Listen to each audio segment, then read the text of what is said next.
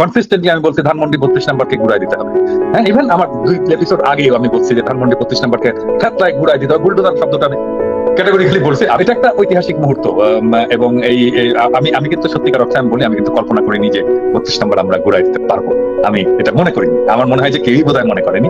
কারণ এটা সেদিন করা যায়নি, সেদিন করা গেলে হয়তো 5ই আগস্ট করে, 5ই আগস্টের 6 মাস পরে এটা আবার আমরা করতে পারবো। হ্যাঁ, যে এখানে আমরা অনেক বিভক্ত হয়ে গেছি। দেখেন বিভিন্ন জায়গায় যোগ দিচ্ছে, বিভিন্ন দলে তারা আবারও সেই আগের ভূমিকা অবতীর্ণ হচ্ছে। তো আমি যেটি প্রথমে বলছিলাম যে অনেকে বলছিল না যে ছাত্রদের ঐক্য ভেঙে গেছে, শেষ, এখন এরা ডাক দিলে আর 200 লোকে আসবে না, আর এরা নিজেরাই মারামারি করতেছে, ইত্যাদি ইত্যাদি অনেক কথা আমরা শুনছি। কিন্তু এটা আরেকটা মানে সাইন যে নো, ছাত্র জনতা এখনো ইউনাইটেড এবং তারা ওয়াচ ডগের ভূমিকায় আছে।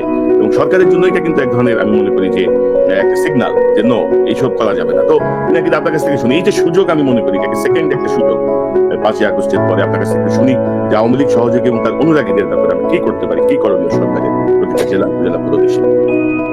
না, প্রথম ইয়েটা হচ্ছে যে বিজয়ের তো কিছু চিহ্ন স্মারক লাগে আর কি। হ্যাঁ, যেমন ধরেন ফরাসি বিপ্লবে বাস্তিল দুর্গটাকে ভেঙে ফেলা হয়েছে, আমরা শেখ মুজিবের মূর্তি উৎপাদন করছি, সেটা ঠিক আছে, কিন্তু ধানমন্ডি 32 নম্বর এটা একটা সিগনিফিকেন্ট একটা আইকন ফ্যাসিবাদের, সেই আইকনটাকে ধ্বংস করা আমাদের জন্য জরুরি ছিল। এবং 5ই আগস্ট আসলে এমন হয়েছিল, এটা তো শুধু আমার জন্য না, সবার জন্যই একটা অপ্রত্যাশিত, হঠাৎ করে বিজয়টা আসছে এবং আমরাও মোটামুটি অপ্রস্তুত, এবং কি করতে হবে তখন বিজয়ের আনন্দে আমরা এতই মাতোয়ারা যে গুরুত্বপূর্ণ কাজগুলো আমরা করতে পারিনি। এবং তারপর থেকে আমার মনে হচ্ছিল যে আরে এই কাজটা তো হলো না। তারপরে ধানমন্ডি 32 নম্বরে দেখা গেল যে সাগর রুনির ছেলে যে এটা পরিষ্কার করছে, মানে সেটাকে ঘিরে আরেকটা ন্যারেটিভ তৈরি করার চেষ্টা করা হচ্ছে, আর এটা তো আবার সেটাকে ঘুরে দাঁড়াবে এটা নিয়ে। আমি কিন্তু কনসিস্টেন্টলি, সবাই নিশ্চয়ই লক্ষ্য করছেন, কনসিস্টেন্টলি আমি বলছি ধানমন্ডি 32 নম্বরকে ঘুরাই দিতে হবে। হ্যাঁ, ইভেন আমার 2 এপিসোড আগেও আমি বলছি যে ধানমন্ডি 32 নম্বরকে খেতলায় ঘুরাই দিতে হবে, বুলডোজার শব্দটা আমি ক্যাটাগরিক্যালি বলছি। আমি তো ইঞ্জিনিয়ার না, আমি তো জানি না, আজকে আমাকে বলতেছে ইঞ্জিনিয়াররা যে দাদা এটা বুলডোজার না, এটা এক্সকাভেটর লাগবে। এবং যখন বুলডোজারের কথা বলছি তখন অসংখ্য মানুষজন আমার কাছে ইয়ে করছে, এবং আমি নাম বলতেছি না, কিন্তু একজন ভদ্রলোক, সরকারি একজন ইঞ্জিনিয়ার, যিনি বুলডোজার এক্সকাভেটর সাপ্লাই দিচ্ছেন আর কি, বিভিন্ন জায়গা থেকে নিয়েছে, আরো আসবে, এখন এসছে, আরো আসবে।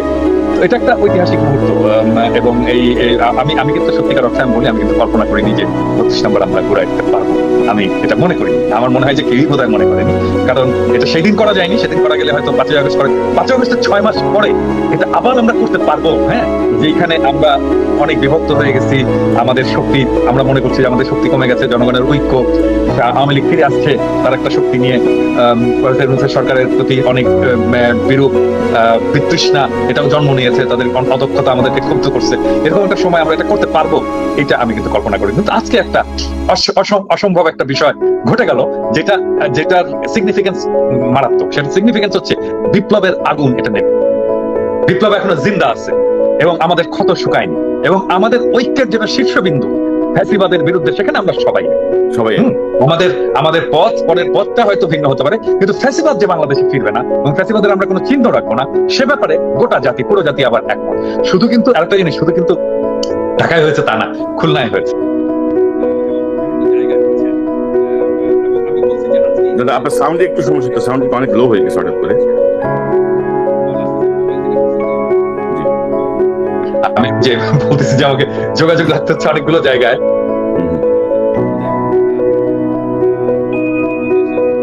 বোধহয় ইয়ে শুন, তা আমি আবার পরে ঢুকবো। হ্যাঁ, আমার কিছু আসি, চালান, আমি আবার আসতেছি। জি জি, ইলিয়াস আপনার কাছ থেকে শুনি যে কি অবস্থা মনে করছেন, এই যে ছাত্র জনতা যে ঠান্ডা হয়ে যায়নি, তাদের মধ্যে বিপ্লবের যে স্পিরিট, আমরা ঠিক 6 মাসের মাথায় কিন্তু আবারও দেখলাম, ঠিক 6 মাসের মাথায় 5ই ফেব্রুয়ারি। না, আপনার প্রথম ইয়েটা বলে নেই যে আপনি শুরু করেছেন যে 32 নম্বর একটা ঐতিহাসিক ইয়ে, এটা পরিষ্কার করা দরকার যে ইন হোয়াট সেন্স, এটা কি নেগেটিভ না পজিটিভ সেন্স। এই 32 নম্বর হচ্ছে সেই জায়গা যেখানে বসে বাকশাল তৈরি করা হয়েছে। এই 32 নম্বর সেই জায়গা যেখানে সারা বাংলাদেশ যখন পাকিস্তানের বিরুদ্ধে যুদ্ধ করেছে, সেখানে পাকিস্তানি সেনাবাহিনীর একটা কি বলবো, যে একটা খুব নিরাপদ আশ্রয়স্থল ছিল হচ্ছে 32 নম্বর। এখানে কেউ যেতে পারতো না, এটা সবাই জানতো। শেখ মুজিবের বাড়ি, তখন তো শেখ মুজিব বঙ্গবন্ধু ছিল, তো বঙ্গবন্ধুর বাড়ি, এই বাড়ি হচ্ছে যা হচ্ছে এর হচ্ছে নির্যাতিত নিপীড়িত অবস্থায়। কিন্তু পরবর্তীতে জানা গেল যে তাদের পরিবারকে সব ধরনের সুযোগ সুবিধা দিয়ে রেখেছে, শেখ রেহানার সাথে পাকিস্তানের সেনাবাহিনীর কিছু সদস্যের অনেক অনেক খবরও পরবর্তীতে বেরিয়েছে, 1500 টাকা ভাতার বিষয়গুলো বেরিয়েছে।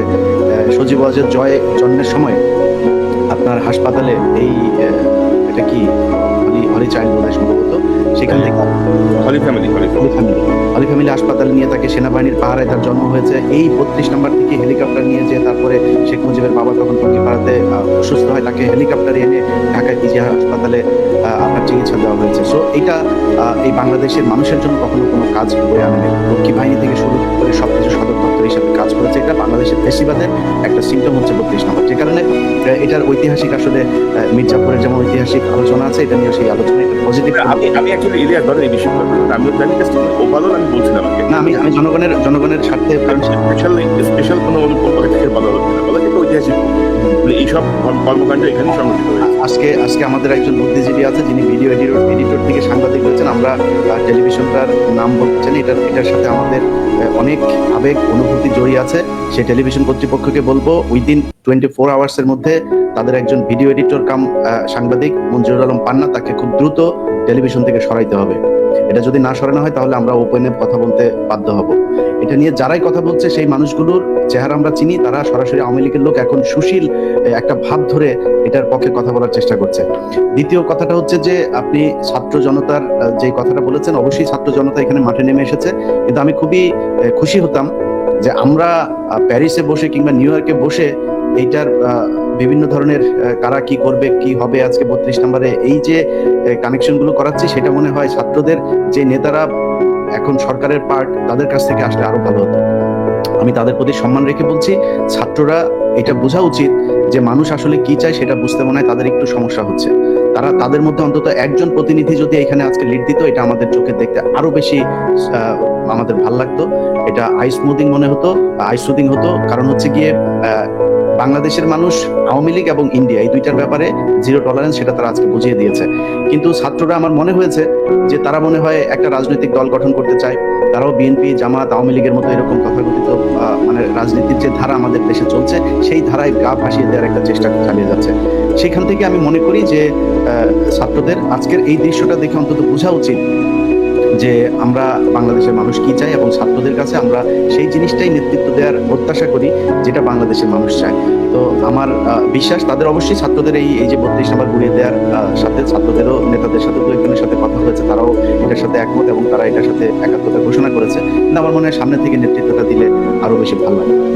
আর আরেকটা বিষয় হচ্ছে যে আমি একটা বিষয় আপনি দেখেছেন যে আমরা বলতে চাচ্ছি যে আমরা গত 6 মাসে কিন্তু আমরা দেখছি যে সরকারের ভেতরের একটা অংশ আমাদের প্রধান রাজনৈতিক দলগুলোর মধ্যে আওয়ামী লীগকে ঘিরে এক ধরনের অনুকম্পা, এক ধরনের ভালোবাসা, এক ধরনের গণতন্ত্রের কথা, আমরা একটা রাজনৈতিক দল আরেকটা রাজনৈতিক দল কিভাবে নিষিদ্ধ করি, ওরে বাবা মানে দলদূত হয়ে উঠতেছে। অর্থাৎ আমরা জাস্ট ভুলে গেছি যে আমাদের উপর কি পরিমাণ মানে জুলুম চালানো হয়েছিল, কি পরিমাণ অত্যাচার চালানো হয়েছিল।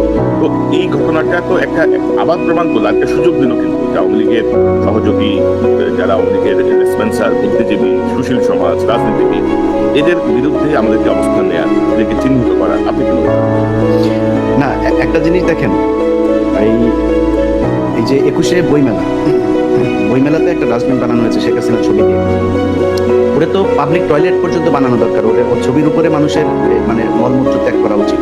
ও এর চাই জঘন্য, এইটারও মানে আসলে না, এটারও মানে যোগ্য না, এর চাই তো জঘন্য জায়গায় ওকে রাখা উচিত। কিন্তু সেটা নিয়েও আপনি দেখেন বাংলাদেশের মেইন স্ট্রিমের পত্রিকা পর্যন্ত যে এই বইমেলা হচ্ছে খুব পবিত্র জায়গা, এখানে শফিকের মতো একজন মানুষ সে কিভাবে এটা করলো, এই ন্যারেটিভগুলো কিন্তু দাঁড় করিয়ে তারা কিন্তু মানে বই মেলাটাকে খুব বেশি করার চেষ্টা করছে না, তারা শেখ হাসিনাকে গ্লোরিফাই করার চেষ্টা করছে, শেখ হাসিনাকে নিয়ে যাতে আর কোনো ধরনের এই ধরনের কাজ না হয় এটা চেষ্টা করে যাচ্ছে। আমি আপনার এই লাইভে ঢোকার আগে মিসেস পাশার সাথে কথা হচ্ছিল, যে পাশা 1975 সালের 15ই আগস্টের একজন সূর্য সন্তান, এই বাংলাদেশের অত্যন্ত অকুতভয় সাহসী একজন মুক্তিযোদ্ধা। তিনি আমাকে বলছিলেন, ধন্যবাদ দেওয়ার জন্য ফোন করেছেন, তো তখন তিনি বলছিলেন যে দেখেন ইলিয়াস, দেখো আমার মেয়েটাকে ওরা মেরে ফেলেছে, আমি এই মেয়েটাকে নিয়ে বেঁচেছিলাম বলে তিনি কান্না করছিলেন, খুব কষ্ট হচ্ছিল। কনক ভাই ধরেন আমরা এই 15ই আগস্টের ঘটনাকে নিয়ে শেখ হাসিনাকে এই সারা জীবন এই এক ঘটনা দিয়ে, কিন্তু যদি নাকি ধরেন আমি যদি ওই 15ই আগস্টের ওই জায়গায় থাকতাম, আমি মনে করি শেখ মুজিবের বিচার হওয়া দরকার ছিল, বাংলাদেশের মানুষ জানা দরকার ছিল যে শেখ মুজিব কি কি অপরাধ করেছে। এই এতগুলো মানুষ মেরে কিন্তু তাদের প্রতি একটা সহানুভূতি তৈরি করেছে, এই সহানুভূতি নিয়েই চলছে। কিন্তু এই যে আমরা তাদের প্রতি সহানুভূতিশীল, সারা বাংলাদেশে তারা কত মানুষের সন্তান বলেন আপনি, বাসার স্ত্রী কি করেছিল, বাসার মেয়ে কি করেছিল, তাকে ট্রাকের নিচে চাপা দিয়ে তারপরে মেরেছে, এটা মানুষের সামনে বলতেও পারে নাই। বজলুল হুদা, তাকে মৃত্যুর পরে তাকে জবাই করা হয়েছে, তাকে মানে জবাই করে হত্যা করা হয়েছে, মানে এত নৃশংসভাবে মারার তো দরকার নাই। শেখ হাসিনা কি করতে পারে সেটা আমরা বহু ইতিহাস জানি। সবশেষ যেই একটা এই ফোন রেকর্ড আপনার ঘুরে বেড়াচ্ছে, শেখ হাসিনা দেখেন হেলিকপ্টার থেকে গুলি করার জন্য যে নির্দেশ দিচ্ছেন সরাসরি শেখ হাসিনা, এই যে ছোট বাচ্চাটা মারা গেল সেটার জন্য তো শেখ হাসিনা দায়ী। অতএব আমরা এই যে এই অল্পতে খুব কি বলে যে তুষ্ট হয়ে যায় এবং অল্পতে সব অতীত ভুলে যাই, এটার কারণে আমাদেরকে এই অতীতে বহু মূল্য দিতে হয়েছে এবং ভবিষ্যতে মূল্য দিতে হবে। সো ওই জায়গাগুলো যেন না হয়, আবার যেন আওয়ামী লীগ এবং ইন্ডিয়া এই দুইটা জায়গাতে যেন আমরা সবাই একমত থাকি। এবং এই যে ছাত্রদের ভিতরে যে বিভাজন তৈরি করার চেষ্টা করা হয়েছে, আপনি যে কথাগুলো বলছেন যে ছাত্রদের ভেতরে এক নাই, ছাত্রদের ভেতরে, আরে ভাই পৃথিবীর ভেতরে মানুষ একটা খুবই এদের সহজাত একটা স্বভাব সুলভ একটা বৈশিষ্ট্য হচ্ছে যে মানুষের ভেতরে নানান বিষয় নিয়ে মত পার্থক্য থাকবে। বিএনপির ভেতরে থাকবে, জামাতের ভেতরে, বিশাল বড় বড় রাজনৈতিক দল, তাদের দলের ভেতরেই সমস্যা। দুইটা দল প্যারালালে চলতে গেলে তো তাদের মধ্যে অনেক সমস্যা থাকবে। তো সেই জায়গাটাতে আপনি একটা জিনিস চিন্তা করেন যে এই ছাত্রদের ভিতরে কিছু বিষয় নিয়ে মত পার্থক্য থাকার কারণে তাদেরকে বলা হচ্ছে তাদের ঐক্য ভেঙে গিয়েছে। সো এই ঐক্যগুলো যে ভেঙে যায় সেটার একটা নিদর্শন এটা, এবং ছাত্রদেরও চিন্তা করা উচিত যে তারা এখনো কি করবে। আমরা এখনো ছাত্রদের প্রতি সম্মান রেখে